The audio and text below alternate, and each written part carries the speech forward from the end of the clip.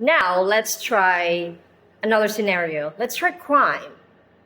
Our first one, suspect arrested in Makati robbery. That is correct, of course. This headline uses the passive voice. Yes, why is it correct? When we said we're going to use the active verb. Hear me out. Okay, suspect arrested. This is passive, but in journalism, passive is acceptable in headlines when the focus is on the person affected rather than the actor. Here, the suspect is the newsworthy subject. In this case, the key fact is the suspect was caught, not who caught it. The subject, the suspect, is important, so the headline pushes it to the front. Normally, we prefer verbs in headlines, but passive is allowed if it makes the headline shorter or emphasizes the subject that matters more. Okay, let's simplify. Take a look at the headline. Now, suspect is our subject, arrested in Makati robbery. Suspect is our subject, arrested in Makati robbery.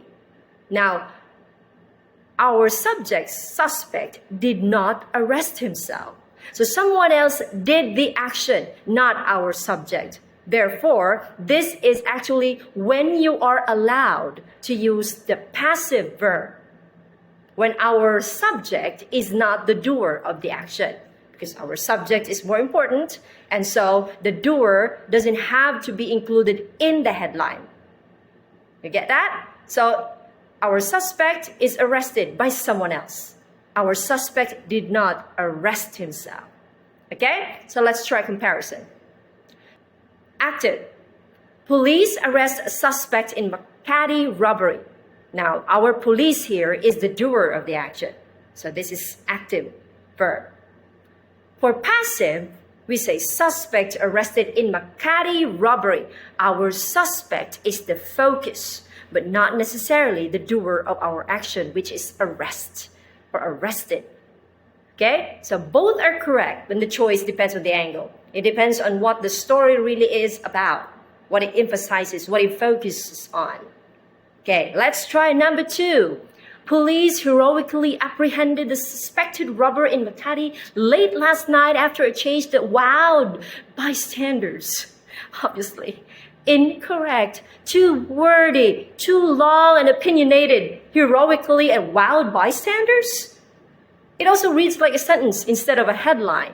Headlines should drop unnecessary detail and focus only on facts. Okay, so it's more like a sentence, not a headline. And headlines are not sentences. All right? Next, number 3. Robbery suspect nabbed in Makati Mall heist. Correct. So we already established why we use the passive verb. Okay? So we say it is punchy, though the word nab is informal, but it is a language that journalists usually use. Compared to arrested, arrested feels a bit longer, right? Nabbed feels shorter and snappier. So both arrested and nabbed, actually, they mean the same, but nabbed is a more headline-friendly verb because it's shorter and eye-catching. However, it should still remain factual. Avoid slang that can sound too casual. Let's try to compare. Neutral and formal. Suspect arrested in Makati robbery. That's neutral, formal. Let's try something punchy, a headline style. Robbery suspect nabbed in Makati Mall heist. Well, both are correct, but nabbed often appears in headlines because brevity is the key. Brevity, it's being short, brief. Let's go to the 4th one.